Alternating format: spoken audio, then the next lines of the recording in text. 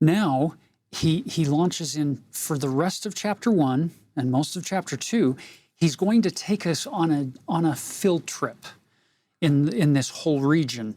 And he's going to show us how each of these peoples have rejected him as their God, and they've turned to these other gods.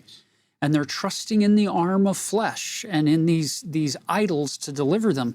So he begins in verse 3 with Damascus. So you get this group up north in Syria who are struggling, and so he promises that he's going to send fire. Back to the verse that you used earlier, Fred, from the Doctrine and Covenants. You won't listen to my prophets, so I'm going to get your attention in a different way.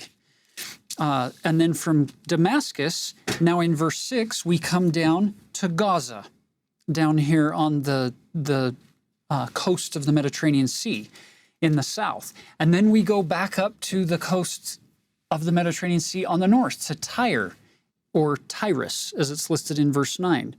And then we come down here to Edom, south and east of the lands of the Israelites.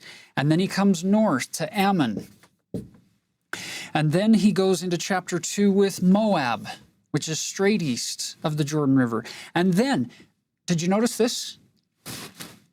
Did you notice that Amos has basically said, whether you look north, south, east, or west, any of these directions, you've got people who have rejected the words of the prophets, and each one of them are given promises of what's going to come to them. And none of those promises are good. They're all punishment.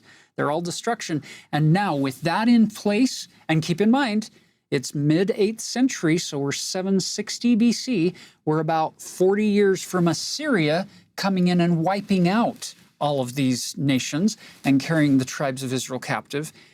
Now that we've set up the surrounding area, now notice he launches in verse 4 with the kingdom of Judah, and then in verse 6 with the kingdom of Israel, this northern 10 tribes.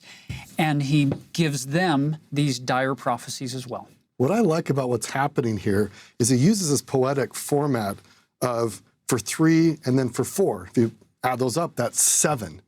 So there's a symbolism of like complete punishment. You guys are completely off the rails. I'm going to completely bring the consequences. And so if you count, how many places did he identify as a problem? Now he's speaking to northern Israel. And so northern Israel is listening to this and they're hearing, oh my gosh, there's 7 places will get destroyed. And then God disrupts their expectations and adds an 8th, Israel itself. He breaks the pattern of 7, and the 8th one, that's 3 plus 4, is Israel right here in verse 6. And so it would have really shocked the hearers, like, wait, we thought that the punishments would just conclude with 7. We all heard the message, 3 plus 4, 7 times. You should be ending there with Judah. But no, God reserves the last for the one that most needs to hear it, and it's Israel. I think that's a great point, Taylor. And I was just thinking, I hadn't thought of this before, but that number 8, is symbolic of accountability. That it's, and you can probably imagine this reading that, yeah, get him here, and then all of a sudden, it's like, reminds me of David being upset about this parable that was spoken by Nathan, and then you hear this, Tahaish, thou art the man. Wake up call, right?